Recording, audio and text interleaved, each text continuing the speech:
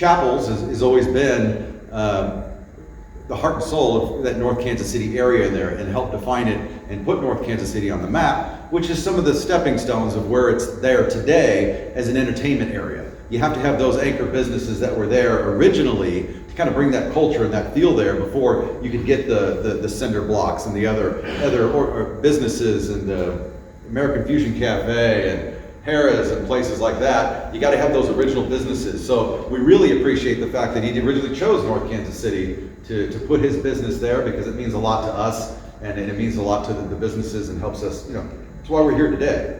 If you've been down there, sports memorabilia fills the place. You've seen the close relationships he's developed with many of the famous sports figures. That's just not casual stuff. That's friends. He's a part of that community.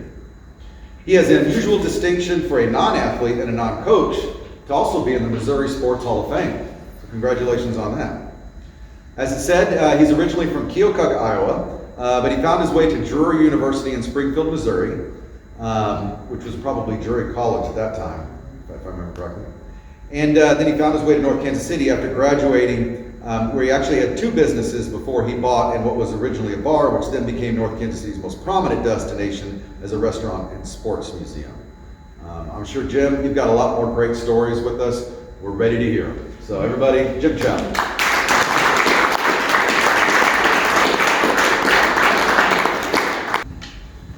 Well, thank you for inviting me. This is the first time I ever spoke where I was introduced to everybody individually. Go by. Looks like nobody could find anybody they had lunch with, so they all went somewhere to eat by themselves. Well, I'm glad you're here.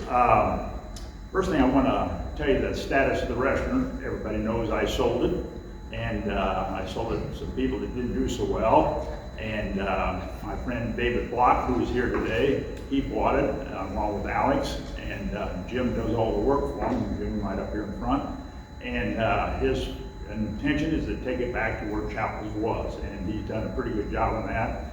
When we get over this virus, I think we'll be back where we were. And thank you for coming, David, Alex, and James. Appreciate that. That was John Amos. That guy was on. Always got a kick out of him. He was on Roots and everything, and he used to come back in the restaurant, and I enjoyed his company. This film was done by the Kansas City Chiefs television network, and they showed it on Channel 5 at 10:30 at night after sports. And so it was on there for quite a while, and I get a call from this guy, and I knew him and his wife, and he was madder than hell at me.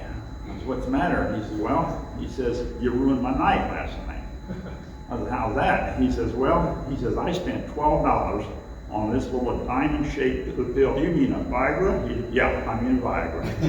And he says, "I had it ready to kick in at 10:30. So I'm laying there in bed with my wife, and he says, just as we get romantic, she says, "Jim's on TV, and he's looking right at us."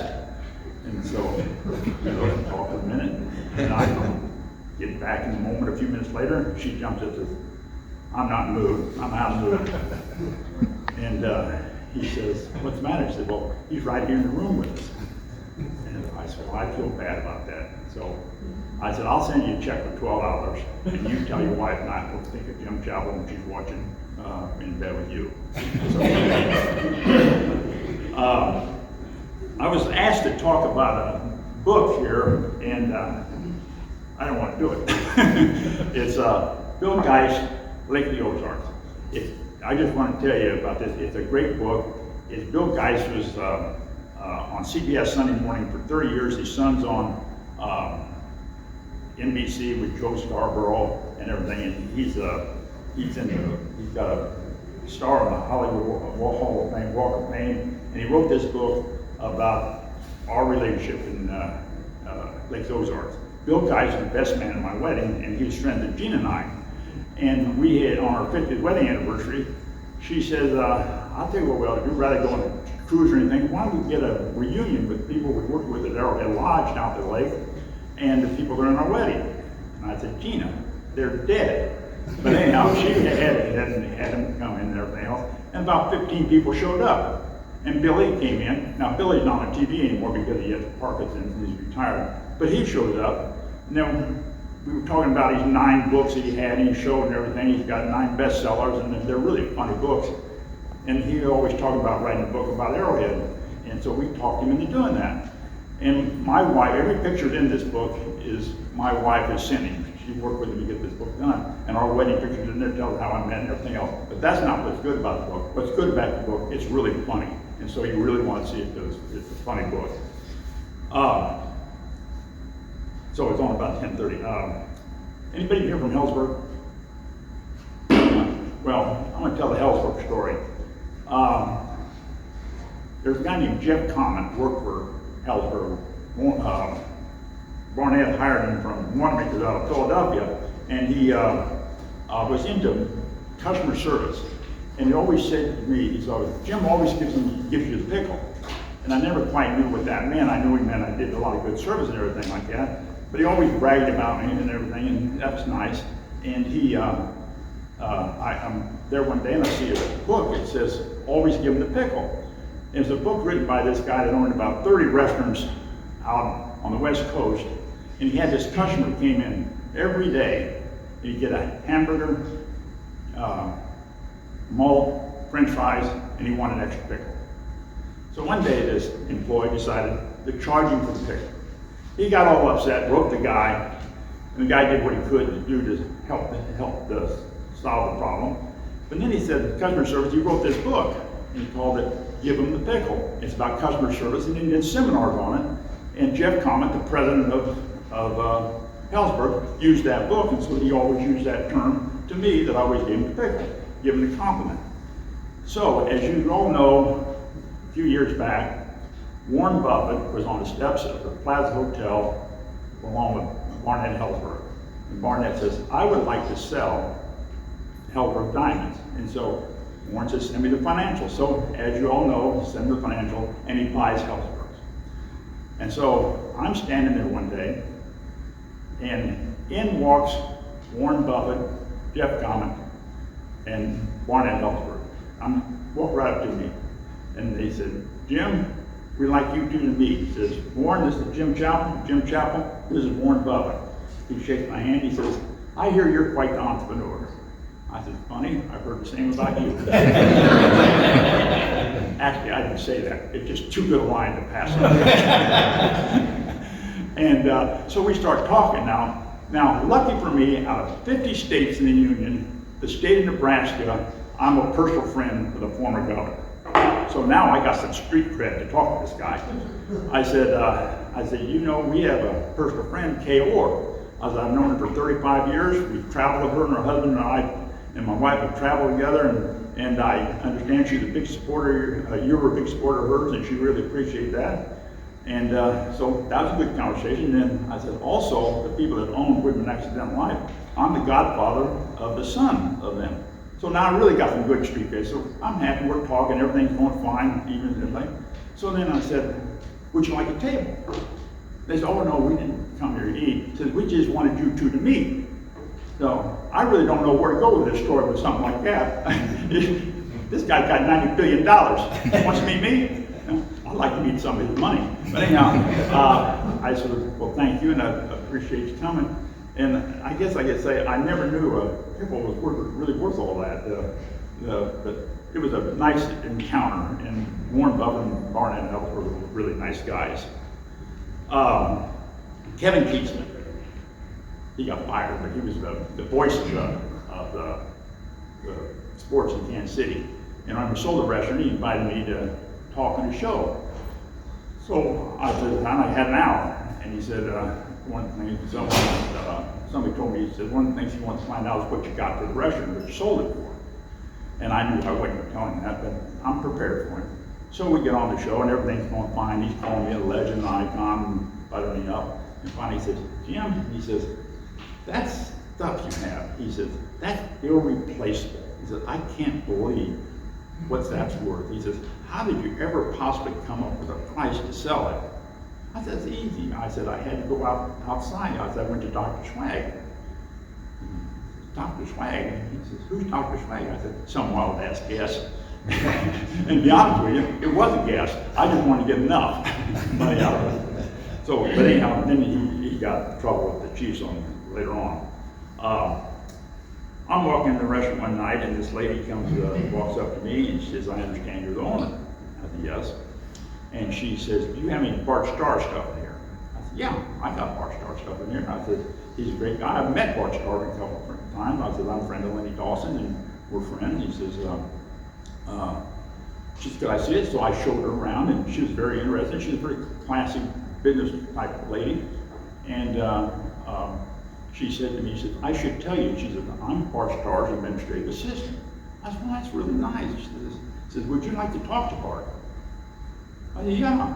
And she said, "Well, I'll call him." She takes the cell phone out, dials, and says, "Hi, Bart." She says, "I'm in Kansas City here." She says, "I'm talking to this guy that owns this restaurant. He's a friend of Lenny Dawson." She says, "I think you two would enjoy talking to each other. His name's Jim Chappell. He owns your restaurant." Hands me the phone. So I started talking to him. And it's just like I was talking to Tim Dolan. I mean, it's just easy. He just goes on, he's just the nicest guy. He says, "I hear you got a great restaurant there." He says, and we talked about Lenny and his relationship and everything like that. And this goes, like I said, goes on for about 20 minutes. And finally, I think I would get off, and I says, "I want to tell you something, Bart." I says, "I should admit to you, I finally have forgiven you." He said, "What for?" He said, "I finally forgiven you for Super Bowl I." He said, "Well, I'm glad you didn't hold a grudge."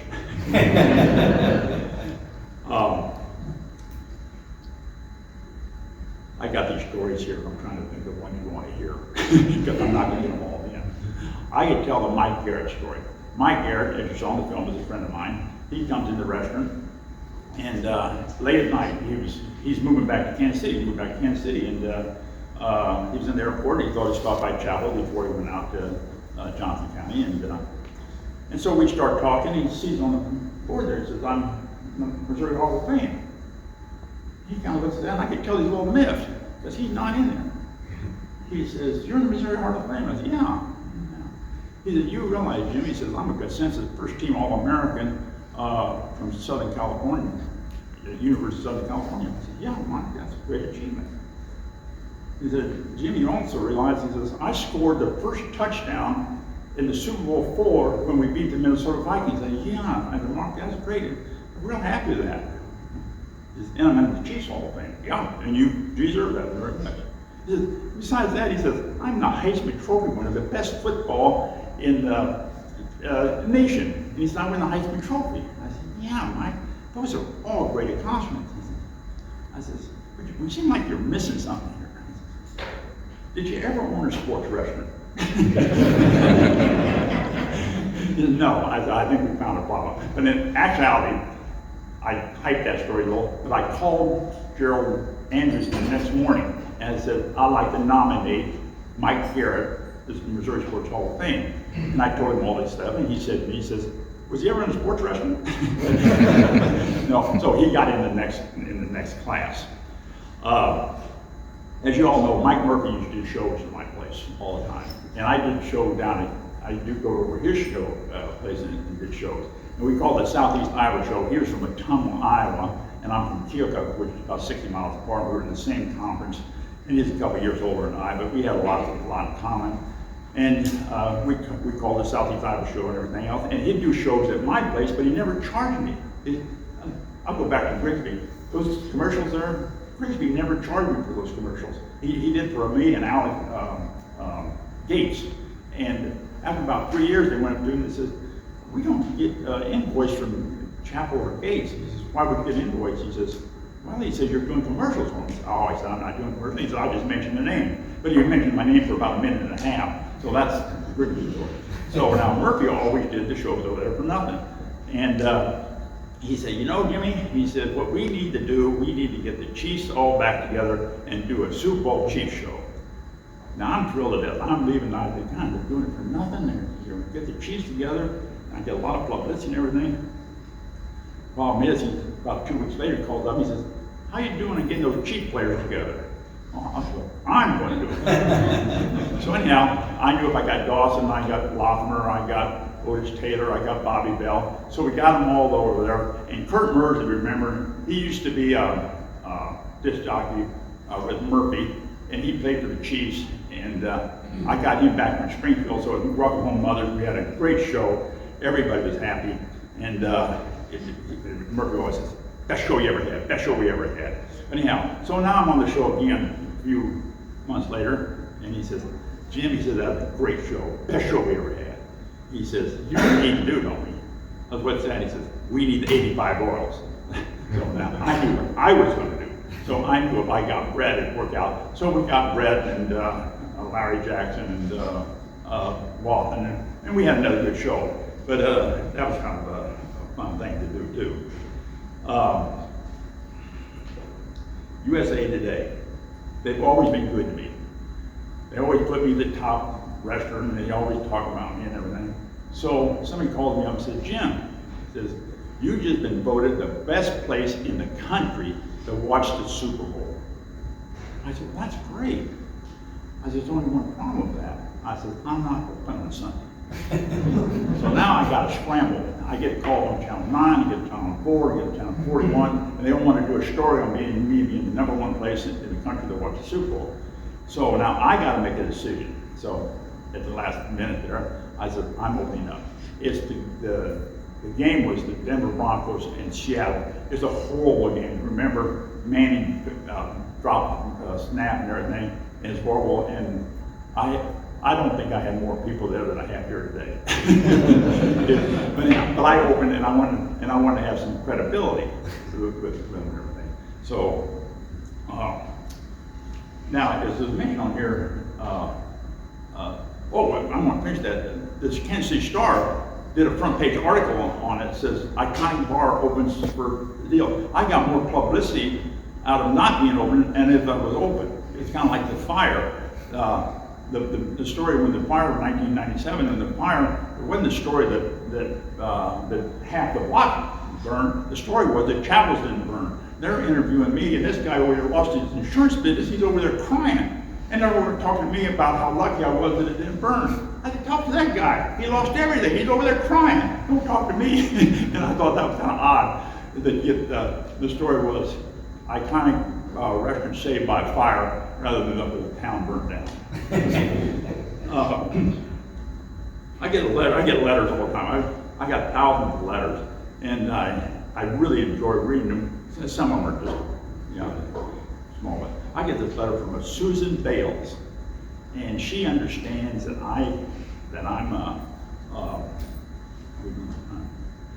we understand. She says, I understand that you collect memorabilia and that you know a lot about memorabilia. She said, well, my father has some memorabilia, and I've been directed to you to get some help with it because I know you know my father. I said, that's fine. And she says, my father's name is Gerald Ford. And I got this letter. So I wrote it back and forth in a nice way that she didn't have anything. But I did it the best I could. I'm gonna let it kind of open up for questions now. And if anybody got any questions? Oh, I got to tell the Stan Musial story. I told you I'd tell the Stan Musial story. I have a comment more than anything. Love your stories. I've been into the place a couple times here and there. I come down regularly, but to me also, I think when I talk about, I can't hear you. North Kansas City, it's an iconic sports museum and restaurant and bar, but it's also a meeting place where a lot of people from the surrounding businesses, the community, even that don't even live in North Kansas City, and those that do, come in there regularly. It's almost like a sports museum with a little bit of cheers thrown in. So, thanks, sir. Thank you. I got to tell the Stan, don't tell me to tell the Stan Musial story. I grew up, this will be the last story I tell me about that quick. I grew up in Keokuk, Iowa, and we were Cardinal fans. If there's anybody I idolized was Stan Musial. Stan the Man Musial was the guy. So I never met him. So now I'm an adult, and I'm down in Jeff City, and I'm in a party at the governor's mansion, and I look across from me, and there stands Stan Musial. And actually my mouth always dropped open. I said, there's Stan Musial, the greatest ball player there ever was. And this little nondescript lady standing next to me says, he never could hit 400. I said, yeah, but the last guy hit 400 was over 50 years ago, and now it's Ted Williams. And I'll tell you something else. he's got a 333 batting average, lifetime batting average. Yeah, he never hit 400. I said, I remember the day that Stan Musial hit 5 home runs in doubleheader on Sunday afternoon. I listened to it on the radio. I said, that's great. But he never hit 400. I said, lady, this guy won 7 batting titles. 7 batting titles. She said, yeah, but he never hit 400. I said, you know what? You sound like Mrs. Ted Williams.